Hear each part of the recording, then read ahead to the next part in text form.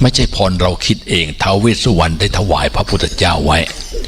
สัพพะโรควินิมุตโตสัพพะสันตาปวัชชิโตสัพพะเวรมติกันโตนิพุตโตจตุวังภวะสัพพิติโยวัชชันตุสัพพะโรโควินัสตุมาเตภวัตวันตรายโยสุขีทีขายุโกภวะอภิวาทนาสีลิสนิจังวุฒาปจายโนจัตตารโอธรรมาวัฏทันติอายุวันโนสุขังพระลังสาธุกราบหนึ่งกราบสองกราบสามครั้งที่สามก็ยกคอขึ้นมาหน่อยนะโยมนะบางคนกันลุกขึ้นมากราบนิมนต์ท่านพระอาจารย์ท่านพระครูประหลัดนรงฤทธิ์อุปรกิจโตเลยนะครับ ต่างด้านของพิธีกรหลักสถานีวิทยุดีทีวีวันนี้ท่านก็มาทำหน้าที่ทั้งสองส่วนทางด้านการนำเสวนาและก็องค์แสดงธรรมรูปต่อไป ก็กราบพระนิมนต์เอาโยมตื่นกันขึ้นมาก่อนที่อาตมาจะเดินไปชักกนิจาหรือไม่ก็จะให้หลวงพ่อพระครูไปแทนจะเหมารถมานอนทำไมไกลแท้ ที่นี่มันที่นั่งโยมไม่ใช่ที่นอนตื่นขึ้นมาซะนี่วนขึ้นธรรมะเลยนะครับรูปต่อไปก็คือท่านพระอาจารย์สุพิษรักกิตธรรมโมก็เตรียมตัวครูบาอาจารย์ไว้ด้วยนะครับประกาศลำดับ ที่จะต่อจากท่านพระอาจารย์พระครูประหลัดนรงฤทธิ์ปรกิจโตพนมมือไว้โยมพนมมือไหว้จะพาสวดพุทธคุณธรรมคุณก็เวลาก็จะหมดไปเดี๋ยวกันธรรมาแล้วก็อาราธนาธรรมพร้อมกันหน่อยนะแม่น้อยเอาอาราธนาธรรมแทนสวดมนต์ถ้าจะไปอาราธนารูปสุดท้ายอีกก็เดี๋ยวโยมจะหลับไปหมดอ้าปากเลยโยมเอาออกซิเจนเข้าปอดหน่อยมันจะได้ตื่นฟื้นขึ้นมาเดี๋ยวให้ท่านนั่งเรียบร้อยแล้วเรากราบแล้วก็อาราธนาธรรมเลยโยมสิเปใส่เดินปุ๊กให้ตื่นมาบัดยางหนีโอ้หาแสอะไรตีกันนะว่ากราบครูบาอาจารย์พร้อมกันกราบโอ้มีแรงสาธุอยู่ด้วยโยมเนี่ยกราบมันพร้อมกันได้ไหมล่ะออกโทรทัศน์อย่างดีอาราธนาธรรมพร้อมกันดังๆพระมาจาโลกาทิปติสัมปติกาดอัญชาลีอันนาทิวารังอายาจาธาสันติทัสสันตาปาราชาคาชาติกาเทเสตุธรรมังอนุกรรมปีมังประชากราบนิมนต์เจ้าค่ะนะโมตัสสะภะคะวะโตอะระหะโตสัมมาสัมพุทธัสสะนะโมตัสสะภะคะวะโตอะระหะโตสัมมาสัมพุทธัสสะนะโมตัสสะภะคะวะโตอะระหะโตสัมมาสัมพุทธัสสะพุทธังธัมมังสังฆังนะมัสสามิ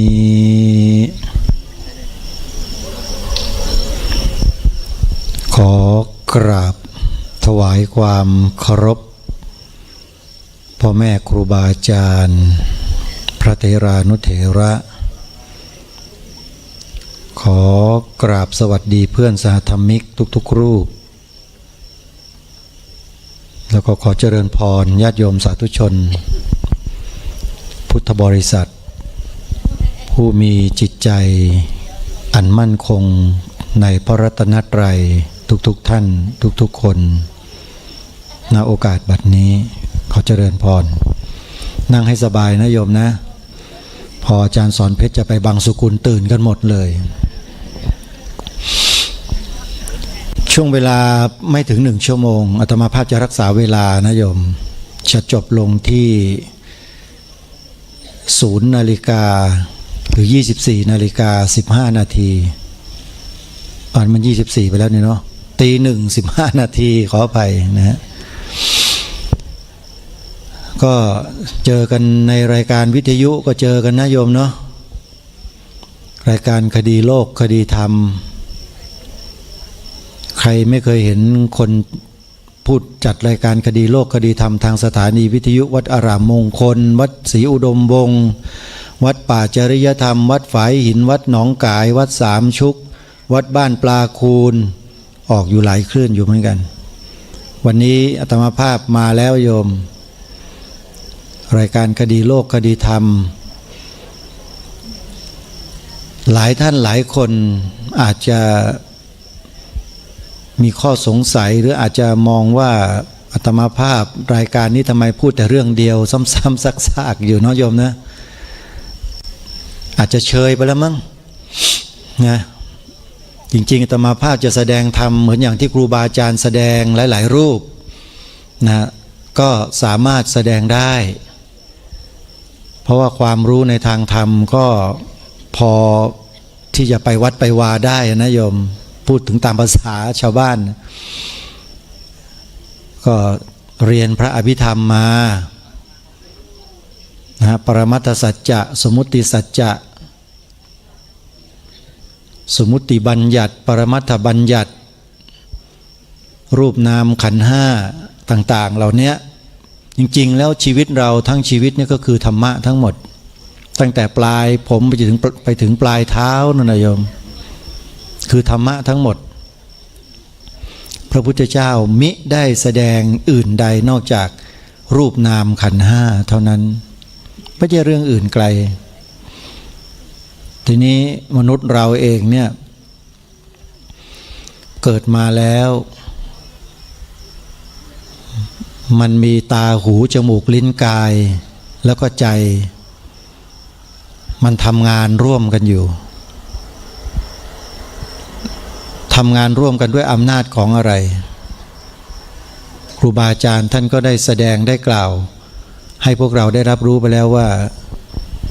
มันทำงานด้วยอำนาจของกองกิเลสที่ทำให้เราเวียนว่ายตายเกิดมีรูปนามขันธ์ห้าก็อยู่อย่างเนี้ยธรรมะไม่มีอะไรมากสั้นๆง่ายๆมีรูปกับนาม2 อย่างศึกษารูปและนามให้เข้าใจเราก็ได้ปัญญาแล้วในระดับการศึกษาหรือการฟังอาตมาภาพมั่นใจว่าญาติโยมที่มาที่เนี่ยที่เดินทางมากันเนี่ยมีความรู้ในระดับหนึ่งแล้วล่ะเรื่องธรรมะคงไม่ไปไหนแล้วโยมไล่ก็ไม่ไปนะโยมนะโยมเลิกฟังธรรมะได้แล้วโยมก็ไม่เลิกอ่ะเพราะว่าติดธรรมะ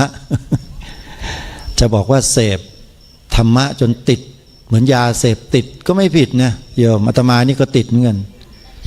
ติดธรรมะติดพระพุทธศาสนาติดพระพุทธเจ้าอ่ะไม่รู้อ่ะใครจะว่ายังไงก็ช่างเถอะอาตมาศรัทธาในพระพุทธเจ้าแล้วก็จะจ้างให้อาตมาเลิกศรัทธาก็เลิกไม่ได้เสพติดไปซะแล้วทำไงได้แล้วก็ไม่ใช่แค่ชาตินี้เท่านั้นนะเสพติดกันมาหลายชาติหลายภพเหมือนกับพวกเราทุกคนเนี่ยอาตมาก็มั่นใจถ้าไม่ได้ทำบุญกันมาร่วมกันไม่ได้มานั่งอยู่ด้วยนี่ด้วยกันหรอกโยมแต่ทีนี้เมื่อมาอยู่ร่วมกันแล้วเนี่ยคนเราบางทีต่างจิตต่างใจกันจริตของแต่ละคนก็ไม่เท่ากันการที่จะแสดงธรรมให้ทุกคนมีความรู้ความเข้าใจเหมือนกันตรงกันเข้าใจแบบเดียวกันเป็นไปไม่ได้ แม้ในประชุมชนเดียวกันองค์สมเด็จพระสัมมาสัมพุทธเจ้าเองตรัสแสดงธรรมแล้วก็ยังบรรลุไม่เท่ากันเลยจริงไหมจริงไหมโยมจริงเนาะถ้าเราเป็นใครอาตมาเองเป็นใครก็เป็นคนธรรมดาเหมือนโยมนี่แหละแต่อาศัยตรงที่ว่าศึกษามาเรียนรู้มาปฏิบัติมาเข้าใจในระดับหนึ่งแล้วก็มาถ่ายทอดให้พวกเราได้เข้าใจตามพระสัมมาสัมพุทธเจ้าถ้ามีบุญมากโยมก็จะมีความเข้าใจมากกว่าอาตมาอีกโอ้โหสาธุขอให้ทุกคนทุกท่านบรรลุอรหันต์กันคืนนี้เลยเด้อยินดีมากเลยโยมเพราะว่ามันทุกข์เหลือเกินชีวิตสังขารร่างกายคนเราเนี่ยจริงไม่จริงมันมาจากความทุกข์มันเกิดความทุกข์แล้วก็อยู่กับทุกข์กินกับทุกข์นอนกับทุกข์หรืออาจจะใช้คำว่าสุขอยู่กับทุกข์เรายังไม่รู้จักมันเลย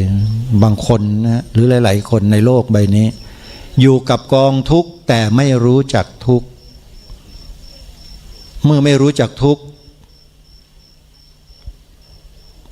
จะจัดการกับความทุกข์ได้อย่างไรจัดการไม่ได้แล้วจะดับมันได้อย่างไรมันดับไม่ได้เพราะเรายังไม่รู้จักมันเลยว่าทุกข์คืออะไรอะไรคือทุกข์บทสวดมนต์ที่เราสวดกันตอนเช้าๆอ่ะสวดมนต์ทำวัดเช้าอ่ะโยมพุทธเจ้าตรัสอะไรคือความทุกข์รูปูปาทานักขันโทเวทนูปาทานักขันโทสัญญูปาทานักขันโทสังขารูปาทานักขันโทวิญญาณูปาทานักขันโทอะไรคืออะไรรูปเวทนาสัญญาสังขารวิญญาณรวมเรียกว่าอะไรขันธ์ห้านี่แหละคือตัวทุกข์ของจริงเลยอาตมาภาพฟังครูบาอาจารย์บรรยายธรรมแล้วเกิดความเข้าใจในทันทีในขณะที่ฟังนั้นมีอยู่องค์เดียวที่อาตมาสำหรับอาตมาเองนะโยมฟังมาตั้งแต่เป็นวัยรุ่นแล้วคือหลวงพ่อพุทธทาสใครเคยฟังหลวงพ่อพุทธทาสบ้างยกมือโยมหลายท่านฟังมีพวกแล้ว หลวงพ่อพุทธทาสพูดธรรมะสั้นๆง่ายๆถ้ามีปัญญาแล้วเข้าใจเลยแต่ถ้ายังไม่มีปัญญาไม่มีพื้นมาก่อนหรือไม่ได้สั่งสมมาก่อนเนี่ยฟังยังไงก็ไม่เข้าใจต้องกลับไปพิจารณาไปคิดไตร่ตรองทบทวนจนกระทั่งได้ยินอีกครั้งหนึ่งนั่นแหละจึงจะเข้าใจหลวงพ่อพุทธทาสบางคนก็ไปว่าท่านแต่มารู้นะพวกไหนไปว่าท่านนะบาปมากเลยหลวงพ่อพุทธทาสหลวงปู่ชาหลวงพ่อสมเด็จพระพุทธาจารย์อาจเหล่านี้ท่านเคยพบเคยเจอกันแล้วสนทนาธรรมกันแล้วก็พึงพอใจในธรรมนั้นเหมือนกันหลวงพ่อสมเด็จพระพุทธาจารย์อาจเป็นพระที่อยู่ในกรุงเทพเป็นครูบาอาจารย์สายปริยัติหลวงพ่อพุทธทาสเคยมาเรียนอยู่ในกรุงเทพจบปริญญาธรรม3 ประโยคแล้วหนีเลยไปอยู่ในป่าอยู่สวนโมกเอาความรู้ที่ได้เรียนนั้นไปต่อยอดปฏิบัติประพฤติวัดปฏิบัติด้วยตนเองทบทวนหาข้อมูลความรู้ศึกษาค้นคว้าพระไตรปิฎกเพิ่มเติมในหลวงพ่อพุทธทาสคือมีทั้งปริยัติแล้วก็ปฏิบัติ หลวงปู่ชาสุภัทโทอันนี้ท่านอาจจะศึกษาเรียนพระปริยัติมาน้อยแต่เน้นเรื่องการปฏิบัติแล้วก็บุญวาสนาที่ท่านสร้างมาแต่อดีตมากท่านจึงเข้าใจในธรรมด้วยตัวของท่านเองโดยการปฏิบัติเราจะเห็น3ลักษณะของครูบาอาจารย์ที่แตกต่างกันในการกำเนิดในการเกิดมาแต่อาจจะเกิดในยุคเดียวกันไล่เลี่ยกันแต่วิธีการมาและดำเนินต่างกันแต่พอมาคุยธรรมะกันพึงพอใจซึ่งกันและกันนั่นหมายความว่าธรรมะของพระพุทธเจ้าไม่มีเป็นสองนะโยมเป็นหนึ่งเลยถ้าเข้าถึงแล้วทุกคนจะเป็นหนึ่งเดียวกันหมดและเป็นหนึ่งเดียวที่มีความเข้มแข็งขันมั่นคงมากๆพระอริยบุคคลตั้งแต่พระโสดาบันขึ้นไปนะโยมเที่ยงต่อพระนิพพานโดยส่วนเดียวไม่มีการย้อนกลับมาเป็นปุถุชนนะคนที่บรรลุพระโสดาบันเนี่ยเมื่อเข้าไปสู่สภาวะนั้นแล้วไม่มีสิทธิ์ที่จะออกมาแล้วนะคือนิพพานอย่างเดียวเกิดไม่เกินอีก7 ชาติอย่างพวกเราเนี่ยมีบุญมีกุศลที่สั่งสมมาแต่อดีตกันทุกคนเลยที่มานั่งอยู่เนี่ยจงมั่นใจตัวเองนะโยมคนในโลกอีกจำนวนเท่าไหร่อย่าว่าแต่ในโลกเอาแค่ประเทศไทยเอาแค่จังหวัดมหาสารคามนี่แหละไม่ได้ไปว่านะโยมเหตุปัจจัยความพร้อมองค์ประกอบขนาดอยู่ใกล้ๆพระธาตุนาดูลเขายังไม่ได้มานั่งอย่างเรานี่เลยเพราะความไม่พร้อมหลายอย่างเขาไม่ได้ผิดนะแต่เหตุปัจจัยความไม่พร้อมบุญเก่าที่สั่งสมมาต่างกันจากพวกเราท่านทั้งหลายแต่พวกเรานั้นมีมากมีเยอะถ้าได้ครูบาอาจารย์ที่ท่านเทศดีๆนะตั้งแต่เบื้องต้นท่ามกลางที่สุดแล้วตั้งใจฟังให้ดีๆเนี่ยโยมอาจจะบรรลุกันประเนระนาถเต็มลานทำไปหมดเลยก็ได้ถ้าครูบาอาจารย์เหล่านั้นท่านมีญาณถึงเนี่ยสามารถที่จะส่งกระแสเข้าไปสู่ทุกคนมีสมาธิในเวลานั้นบรรลุกันเลยนะโยมการฟังธรรมก็ดีหรือแม้แต่ผู้แสดงเองก็เหมือนกันแสดงไปตามธรรมเนี่ยแล้วก็พิจารณาไปตามผู้ฟังก็ฟังไปตามก็บรรลุกันทั้งคนแสดงทั้งคนฟังไปด้วยก็มีเหมือนกันแต่ถามว่าถ้าไม่บรรลุแล้วมันจะเป็นยังไงไหมก็สั่งสมไปเรื่อยๆสั่งสมไปเก็บความรู้ไปเรื่อยๆเป็นการสั่งสมบุญบารมีนะเรื่องของพระพุทธศาสนาเราเนี่ยเป็นเรื่องของการสั่งสมบุญบารมีนะโยมเติมเรื่อยๆใส่ไปเรื่อยๆสักวันหนึ่งเดี๋ยวเต็มณขณะนี้เราอาจจะไม่เข้าใจแต่พอเราได้เข้าถึงจุดนั้นแล้วเราจะนึกถึงวันนี้เลยว่าเป็นอย่างนี้นี่เองเราจะเข้าใจนะทุกคนแสวงหาความพ้นทุกข์กันทั้งนั้นนะแสวงหาความพ้นทุกข์แต่ทีนี้ว่าเราจะเดินเข้าไปถูกจุดถูกเวลาถูกเหตุปัจจัยเหมาะสมหรือไม่เท่านั้นเองนี่ขนาดพวกเรานะ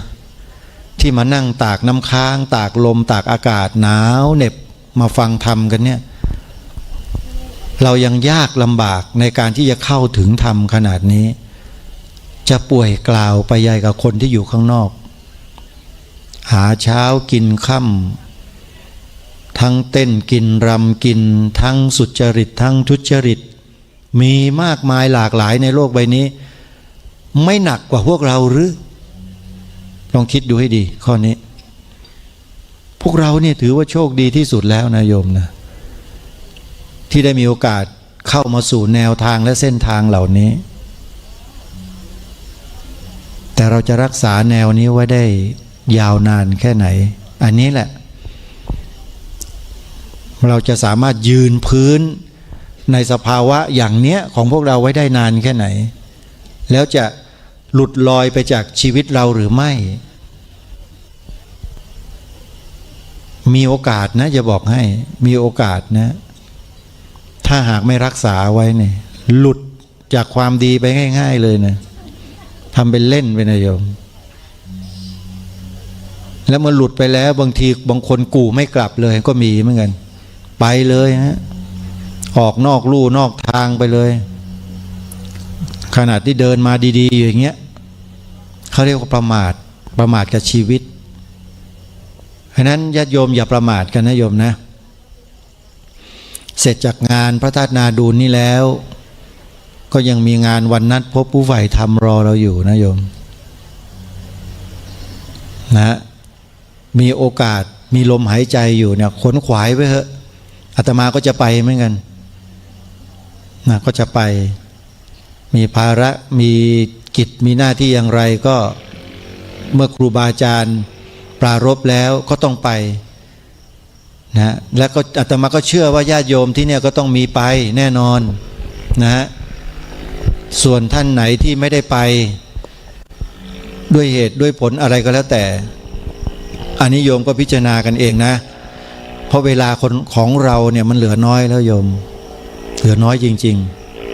ๆอาตมาที่นั่งพูดอยู่ตรงเนี้ยก็เหลืออายุเวลาไม่ถึง50 ปีแล้วอะ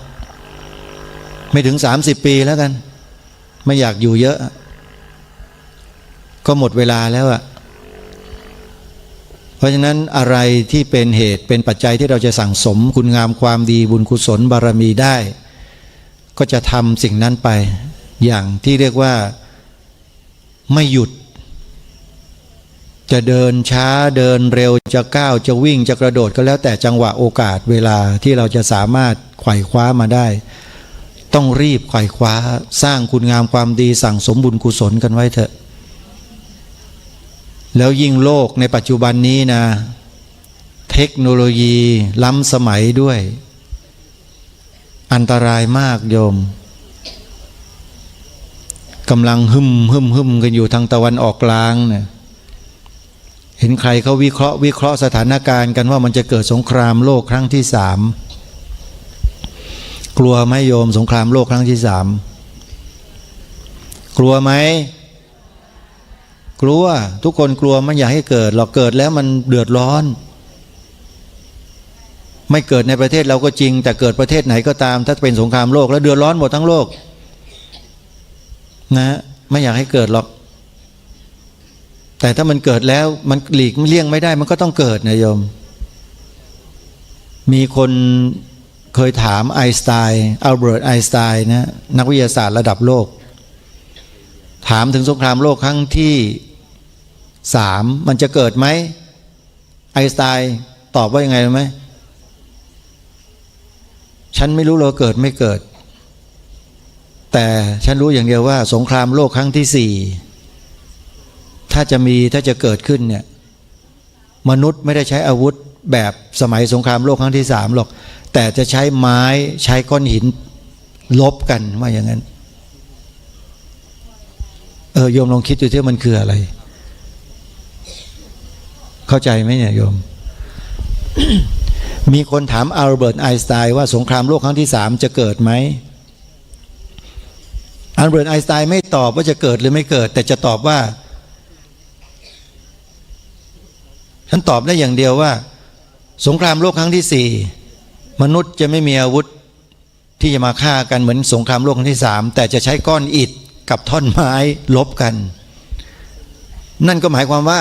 สงครามโลกครั้งที่3เนี่ยมันทำให้ไม่เหลืออะไรเลยเข้าใจยังหมดถ้าสงครามโลกที่3เกิดเมื่อไหร่เตรียมตัวได้มนุษย์เรานั้นจะกลับกลายไปเป็นมนุษย์ยุคหินเงินอาจก็เป็นไปได้เพราะว่ามันรุนแรงมากโยมเพราะนั้นมีสิ่งเดียวที่จะยับยั้งสงครามได้ก็คือธรรมะตอนนี้คนในแถบยุโรปในแถบอเมริกาหันเข้าหาธรรมะกันเยอะขึ้นมากขึ้นเพราะพระสงฆ์เรานี่แหละ ไปช่วยเขานำเอาสัจธรรมความจริงไปถ่ายทอดให้เขาจนเขาเกิดศรัทธาขึ้นมากมายเยอะแยะเลยแต่หันมาดูในประเทศไทยเรายังทุจริตคอร์รัปชันกันอยู่เลยโยมยังแข่งแย่งนะแข่งแย่งอำนาจแข่งแย่งตำแหน่งยังซื้อตำแหน่งกันอยู่เลยยังไม่รู้จักบาปเลยว่าคืออะไรไม่รู้จักบุญว่าคืออะไรกันในขณะที่ชาวตะวันตกเขาเลิกหมดแล้วเขาเลิกทุจริตเลิกคอร์รัปชันกันหมดแล้วก็หันมาหาธรรมะกันแล้วมันกลับกันต่อไปคนไทยอาจจะต้องไปเรียนธรรมะจากคนยุโรปก็ได้ซึ่งในปัจจุบันก็มีแล้วนะพระต่างประเทศมาบวชมาปฏิบัติในเมืองไทยเทศให้คนไทยฟังกันเยอะแล้วนะจริงไม่จริง แล้วเทศดีซะด้วยนะเทศออกมาจากสภาวะเลยมาจากปัญญาแท้ๆที่ท่านสั่งสมและปฏิบัติฝรั่งนี่ก็เวลาเขาปฏิบัติเขาเอาจริงนะโยมนะเขาไม่เหมือนพวกเราคนไทยนะเพราะก็ถูกฝึกถูกสอนมาแบบนั้นว่าจะทำอะไรจะวิจัยจะศึกษาเรียนรู้อะไรต้องเอาชีวิตเป็นเดิมพันต้องรู้ให้ได้ต้องประจักษ์แจ้งให้ได้เพราะนั้นเมื่อเขามาศึกษาเรียนรู้ธรรมะแล้วรู้ว่าผลของการฝึกฝนอบรมปฏิบัติตามธรรมะจะเป็นอย่างไรเขาสนใจเขาก็มุ่งเลยมุ่งหน้าปฏิบัตินู่นไปอยู่วัดหนองบัวพงกันไปอยู่วัดป่าบ้านตาดไปอยู่สายวัดป่ากันนั่นเอาจริงเอาจังกันจนกระทั่งเป็นพ่อแม่ครูบาอาจารย์ไปแล้วปฏิบัติดีปฏิบัติชอบกันไปแล้วเห็นไหมนั่นเป็นต้นแต่ถ้าจะมุ่งเผยแผ่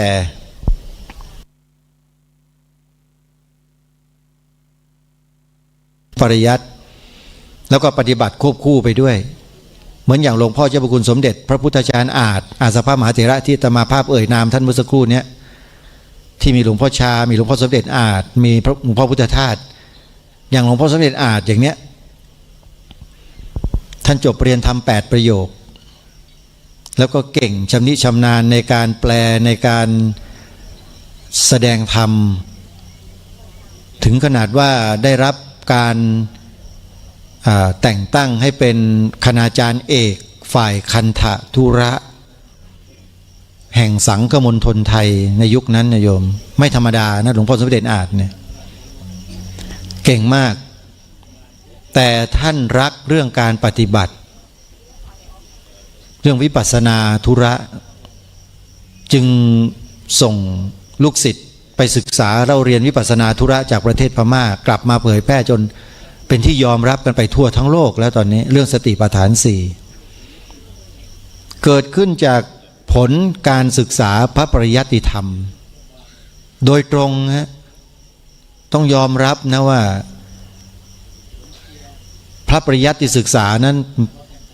เป็นสิ่งที่มีความสำคัญมากถ้าพูดถึงการปฏิบัติอย่างเข้มข้นมันเบาบางลงหรือหมดไปเนี่ยปริยัติยังอยู่ยังมีโอกาสฟื้นการปฏิบัติเหล่านั้นกลับมาได้เพราะหลักการยังอยู่ไงโยมเข้าใจไหมฮะหลักยังอยู่ตัวอักษรภาษาคำสอนนั้นยังอยู่สมบูรณ์ถึงแม้การปฏิบัติจะหย่อนยานไปหมดไปแต่เมื่อปริยัติยังอยู่ปฏิบัติจะกลับมาปฏิเวทจะกลับมาเห็นไหมเพราะฉะนั้นปริยัติเนี่ยถึงว่าในอัตถกถาท่านกล่าวไว้เลยว่าปริยัตินะฮะถ้าจะพูดถึงศาสนาจะดำรงมั่นอยู่ได้เนี่ยปริยัติเนี่ยถือว่าเป็นทุกสิ่งทุกอย่างของศาสนาเลยเพราะฉะนั้นคณะสงฆ์ก็ดีสถาบันพระมหากษัตริย์ก็ดีโยมฟังตรงนี้ให้ดีจึงส่งเสริมการศึกษาพระปริยัติเป็นหลักอย่าไปตำหนิครูบาอาจารย์สายปริยัตินะโยมถ้าไม่มีท่านเหล่านั้นก็ไม่มีเราวันนี้หรอกเราจะไม่มีวันได้รู้เลยธรรมะก็รู้จากครูบาอาจารย์ท่านเทศท่านสอนอยู่เท่านั้นแต่จะไปหาอ่านหาเรียนหาเขียนหาศึกษาไม่มีเพราะสมัยก่อนเขาใช้อักษรขอมจานกันลงใบลานทั้งนั้นพวกเราอ่านไม่ออกหรอกคำสอนพระพุทธเจ้าที่เป็นพระไตรปิฎกแต่เพราะครูบาอาจารย์สายปริยัตินะ ปริวัติอักษรขอมเป็นอักษรไทยเป็นตัวหนังสือไทยแล้วก็เรียบเรียงเป็นภาษาบาลีที่เราเรียนกันอยู่ทุกวันนี้เราไม่ได้เรียนบาลีพอไปอ่านแปลไม่ออกครูบาอาจารย์ที่เป็นสายปริยัติแปลเป็นภาษาไทยให้เราจึงอ่านพระไตรปิฎกกันออกจริงไม่จริงนี่เห็นไหมเพราะฉะนั้นสายปริยัติเนี่ยถือว่าเป็นสิ่งที่มีความสำคัญมากโยมทราบไหมว่าตอนนี้ในรัชกาลปัจจุบันเนี่ยโยมพระองค์ทรงส่งเสริมพระสงฆ์เรียนพระปริยัติอย่างมากอาตมาภาพได้รับหนังสือเชิญอย่างไม่เป็นทางการจากเจ้าสำนักเรียนบาลีที่สำคัญของประเทศอันนี้ต้องกล้าพูดได้เลยว่าสำคัญของประเทศไปแล้วนะสำนักเรียนบาลีนี้เนี่ยสำนักเรียนบาลีวัดคงได้ยินชื่อกันนะวัดจากแดงใครเคยได้ยินชื่อวัดนี้บ้างยกมือโยมใครรู้จักวัดนี้ยกมือมีพยานแล้วนะรู้จักวัดจากแดงคงทราบกิตติศัพท์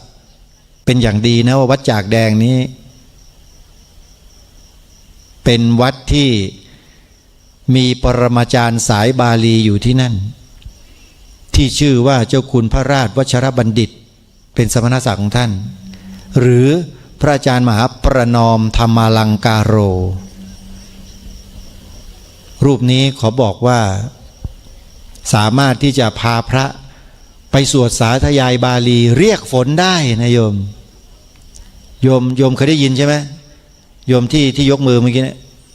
พระอาจารย์พระมหาประนอมนู่นข้างหลังโยมท่านไปสวดเรียกฝนเคยได้ยินท่านเล่าไหมที่ห้วยเสน่งอ่ะใครอยู่สุรินทร์บ้างยกมือสุรินทร์มีมาไหมมีมาท่านสอนเพชรองค์เดียวเนี่ยโอ้นั่งอยู่นู่นใช่ห้วยเสน่งเกิดฝนแรงมากน้ำแห้งเลยห้วยขนาดใหญ่อาตมาภาพก็ไปร่วมงานวันนั้นไปปลูกป่ากับเจ้าคณะจังหวัด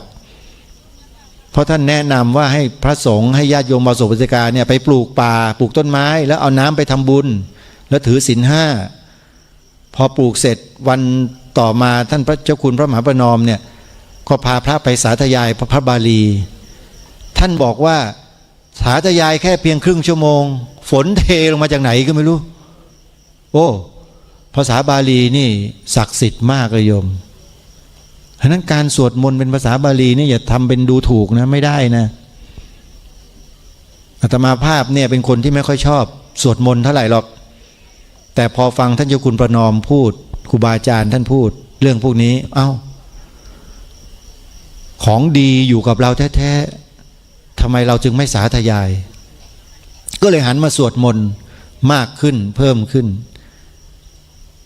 ได้ผลขอบอกโยมอย่างเดียวว่าพอสวดมนต์แล้วได้ผลนะได้ผลอะไรไม่บอกโยมไปสวดกันเองสวดให้ถูกอักขระด้วยนะรอเรือควบกล้ำอะไรต่างๆเนี่ยคำกึ่งออกกึ่งเสียงออกเต็มเสียงต้องรู้ด้วยนะกรณียมัตกุสเลนยันตังสั้นตังปทังอภิสเมจะสักโกอุชูจะสุหุชูจะสุเพราะอันเนี้ยต้องให้ชัดเจนสวดเนี่ยต้องให้ได้จังหวะจากโคนพระบาลีเนี่ยจะเกิดอานุภาพมากอาตมานี่สวดบทหนึ่งสวดไม่ได้นะท่านอาจารย์ชลัดผมสวดไม่ได้จริงๆนะสวดแล้วมาเลยครับวิรูปักเขครับมานอนอยู่บนโต๊ะทำงานผมงูเหลือมอะทั้งที่ห้องนี่ไม่มีทางจะเข้าเลยมาได้ไงโอ้ยตายแล้วจัดรายการคดีโลกคดีธรรมอยู่ทุกวันมานอนตรงเนี้ยนอนยิ้มแป้นเชียวเฮ้ยนั่งทำงานอยู่ยังไม่รู้เลยว่าเป็นงูเหลือมอะอยู่มุมโต๊ะอย่างเงี้ยพอสวดวิรูปักเขครั้งแรกไม่เชื่อครั้งสองเอาอีกสวดไม้อีกแปลกนี่ถ้าอาตมาสวดเนี่ยอาจจะเลื้อยมาทางนี้ก็ได้เนี่ย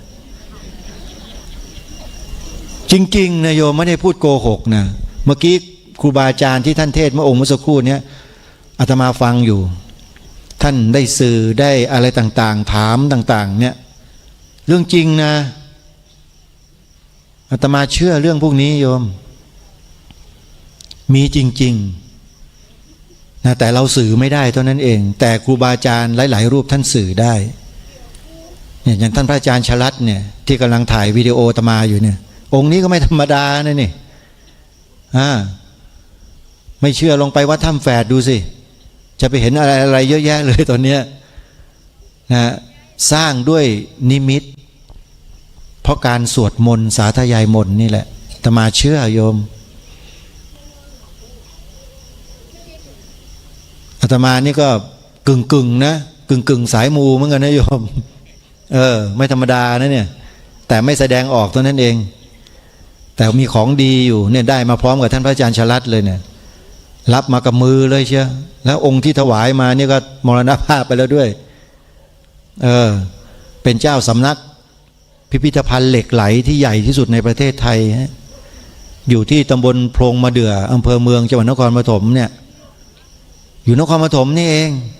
ยังอยู่นะพิพิธภัณฑ์ยังอยู่ใช่ไหมอาจารย์ชลัดยังอยู่นะจัดแสดงเหล็กไหลไว้เนี่ยท่านไปอัญเชิญมาจากในถ้ำมาโยมเต็มไปหมดเลยอัศจรรย์มากอาตมาไปกับพระอาจารย์ชลัดไม่ได้นัดกันไปหรอกนะไปเจอกันโดยบังเอิญไปมา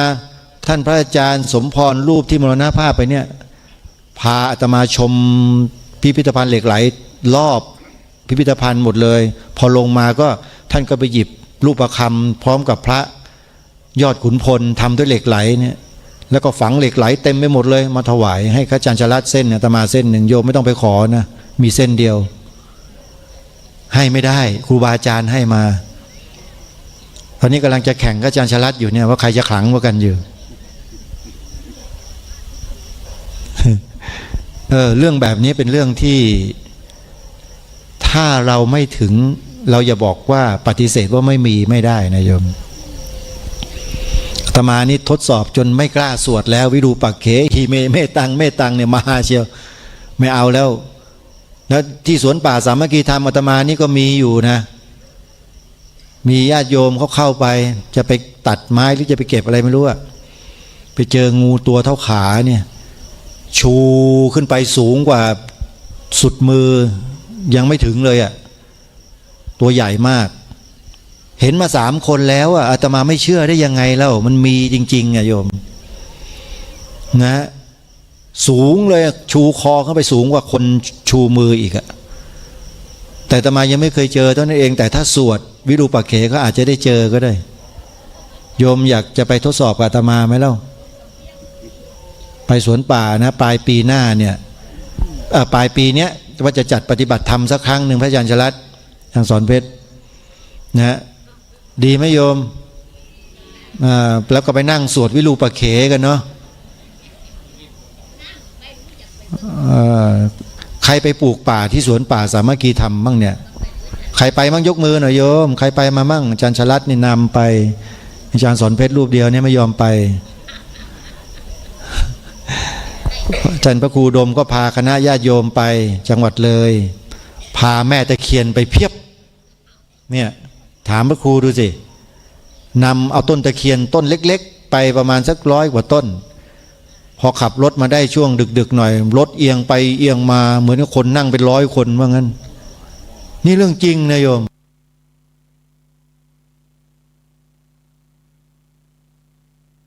อาตมาเพียบเลยโยมไม่ธรรมดานะสวนป่าอาตมานี่จะบอกไว้ให้นะเดี๋ยวจะพาโยมไปสวดมนต์กันสักรอบหนึ่งแล้วก็นั่งสมาธิถ้าใครมีใครมาสะกิดห้ามลืมตานะเดี๋ยวอาตมา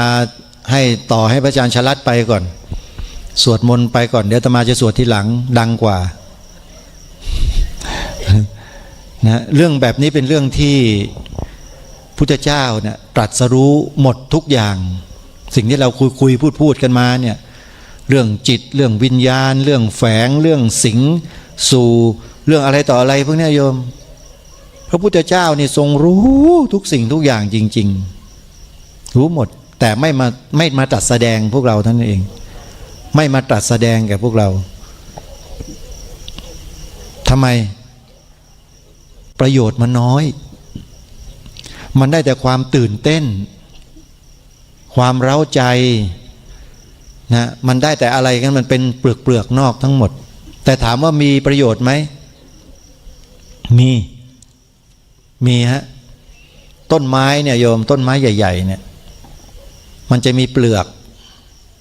มีกระพี้มีเนื้อไม้แล้วก็มีแก่นไม้ใช่ไหมอ่ะโยมที่อยู่บ้านนอกกันเนี่ยอยู่ชาวไร่ชาวนาเนี่ยต้นไม้หนึ่งต้นเนี่ยโยมเอามีดไปขูดเปลือกนอกออกให้หมดเลยเนี่ยโยมว่ามันตายไหมตายไหมบางต้นตายนะโยมเนี่ยยืนต้นตายเลยเอาเปลือกออกเนี่ยมันเพราะว่าน้ำเลี้ยงลำต้นเนี่ยมันเลี้ยงไม่ใช่เลี้ยงที่ในต้นนะมันเลี้ยงตรงเปลือกนะโยมตกกับกระพี้นะถ้าตัดวงจรน้ำเขาแล้วเนี่ยตายเลยต้นไม้เนี่ยอาตมาเคยลองมาแล้วเคยเห็นมาแล้วขูดเปลือกเอาไปกินกับหมากเนี่ยพวกญาติโยมที่กินหมากเนี่ยไปขูดเปลือกมันน่ะหมดเลยเนี่ยต้นไม้ของอาตมามีอยู่ต้นพยอมอ่ะกับต้นมหาดอ่ะที่สวนป่าเนี่ยเอ๊ะทำไมมันแหว่งไปถามเด็กบอกเขาเอาไปกินกับหมากงั้นถ้าขูดรอบเมื่อไหร่นะรอบต้นเนี่ยตายไม่รอดนั้นเปลือกก็มีประโยชน์นะโยมสามารถรักษาต้นไม้ให้ยืนต้นได้ธรรมะของพระพุทธเจ้าก็เหมือนกันมีเปลือกมีกระพี้มีเนื้อมีแก่นมีรากแก้วรากแขนงรากฝอยโคนต้นกิ่งก้านใบดอกผลลำต้นทั้งหมดมีประโยชน์หมดเลยจะปฏิเสธอย่างใดอย่างหนึ่งไม่ได้องค์ประกอบทุกอย่างสำคัญหมดเพราะนั้นพระอาจารย์สมภพเวลาท่านแสดงธรรมอาตมาชอบอยู่คำหนึ่งพระอาจารย์สมภพจะพูดว่าศาสนาพุทธในประเทศไทยชาวพุทธในเมืองไทยเนี่ยไม่เหมือนกับประเทศอื่นท่านใช้คำว่า speciality ถ้าคนพูดภาษาอังกฤษเป็นก็คงจะเข้าใจนะเป็นลักษณะพิเศษของเมืองไทยเนี่ยมีหลายๆหมู่หลายๆคณะหลายๆสายมาปะปนรวมกันอยู่ในบนความเป็นประเทศไทยเนี่ยเราจึงรักษาความเป็นประเทศไทยมาได้โยมสมมติว่าเราจะเอาแต่แก่นอย่างเดียวไม่เอาเนื้อไม่เอากระพี้ไม่เอาเปลือกไม่เอารากไม่เอาใบมันจะเป็นต้นไม้ไหมเนี่ยใช่ต้นไม้ไหมโยมมันมีแต่แก่นอย่างเดียวเนี่ยแล้วหาร่มเงาหาผลหาหมากที่ไหนล่ะจะมาบำรุงใช่ไหมเพราะฉะนั้นต้นไม้หนึ่งต้นจะต้องถูกดูแลบำรุงรักษาตั้งแต่รากไปถึงยอดถึงจะอุดมสมบูรณ์แล้วก็ให้ดอกให้ผลแก่พวกเราได้ศาสนาพุทธก็เหมือนกันโยมมีบางคนบอกเอาแต่แก่นก็พออย่าไปเอามันเลยเนื้อเบื่อกระพี้เสียเวลาแล้วพวกเราแล้วคนอื่นๆล่ะโยมที่เขาไม่ได้มากับเราเนี่ยพวกเขาเราจะทิ้งเขาเหรอแล้วเราจะเอาแต่แก่นกันอย่างเดียวแล้วไม่สนใจคนพวกนั้นจบไหมฮะปรากฏว่าคนพวกนั้นใส่บาตรให้พวกเรากินกันอยู่ด้วยเนี่ยเห็นไหมล่ะเพราะฉะนั้นทุกอย่างมันเป็นเหตุปัจจัยเนื่องกันหมดเลยโยมอย่าไปดูถูกอย่าไปทิ้งอะไรที่ไปกันได้ก็ไปกันพากันไปรักษากันไปอย่าปฏิเสธอย่าทำลายกันธรรมาเน้นนักนะอย่าทำลายกันอย่าดูถูกกันช่วยเหลือเกื้อกูลกันนี่คือลักษณะไทยแท้ช่วยเหลือเกื้อกูลซึ่งกันและกันเมตตากรุณาซึ่งกันและกันเป็นพี่เป็นน้องกันถ้าภาษาอีสานบอกเป็นเสี่ยวกันนั่นแหละคือวัฒนธรรมประเพณีของคนไทยเราโยมรู้รักสามัคคีพระบาทสมเด็จพระเจ้าอยู่หัวรัชกาลที่9มีพระบรมราโชวาทไว้บ่อยมากรู้รักสามัคคีและเราจะรักษาความเป็นไทยของเราไว้ได้อาตมาภาพเวลาพูดในรายการก็จะเน้นเรื่องของความเป็นไทยเนี่ยเป็นหลักและโดยเฉพาะสิ่งที่มีอยู่แล้วเห็นอยู่แล้วแล้วก็เกี่ยวข้องอยู่ตลอดเวลาอยู่แล้วแต่ไม่ถูกนำมาใช้เลยในการส่งเสริมความเป็นไทยหรือจิตสำนึกของความเป็นไทยเนี่ยอาตมาก็นำมาพูดในรายการบ่อยๆ พูดจนกระทั่งโยมบอกว่าพูดซ้ำๆครูบาอาจารย์บอกพูดแต่เรื่องซ้ำๆเอ้าถ้าไม่ซ้ำแล้วมันจะสำเร็จไหมล่ะเวลาเราท่องตำรับตำราท่องหนังสือหนังหาเราต้องท่องซ้ำๆไหมโยมต้องท่องซ้ำใช่ไหมถึงจะจำได้ใช่ไหมอย่างพระบาลีอย่างเงี้ยอาตมาเวลาจะสอบก็ต้องท่องอะโยมเอถะปัสสัตถิมังโลกังจิตตังราชรทูปมังยัตถะพาลาวิสีทันตินัตถิสังโฆวิชานตังถ้าไม่ท่องมันจะจำได้ไหมจำไม่ได้ก็สอบไม่ได้เพราะนั้นศาสตร์แห่งการทำซ้ำมันจะนำไปสู่ความสำเร็จเชื่อสินักกีฬาที่เล่นเก่งๆเขาซ้อมซ้ำๆใช่ไหมโยมฝึกฝนซ้ำๆใช่ไหมฮะวิ่งก็คือวิ่งอย่างเดียวอะวิ่งให้มันเร็วที่สุดวิ่งให้มันไปได้เหนือคนอื่นที่สุดต้องวิ่งมันทุกวันวิ่งมันตลอดวิ่งตลอดซ้ำๆจนกระทั่งร่างกายมันคล่องมันแคล่วว่ายน้ำก็เหมือนกันกีฬาทุกชนิดต้องซ้ำฝึกซ้ำๆแบบเดิมๆซ้ำๆอาศัยเทคนิคเข้ามานิดหน่อยปรับท่าทางนิดหน่อยก็เป็นที่หนึ่งได้เพราะนั้นทุกสิ่งทุกอย่างต้องทำซ้ำๆเหมือนกันความรักในประเทศชาติบ้านเมืองจิตสำนึกในความเป็นชาติไทยหรือความเป็นคนไทยก็เหมือนกันถ้าเราไม่สำนึกหรือทำให้ซ้ำๆเดี๋ยวก็ลืมในขนาดทุกวันนี้ยังลืมก็เลยนี่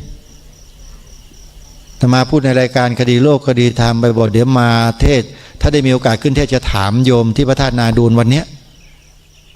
แต่มาว่าตอบกันไม่ได้หรอกไม่ได้ถามเรื่องอื่นไกลเลยถามเรื่องสีธงชาติ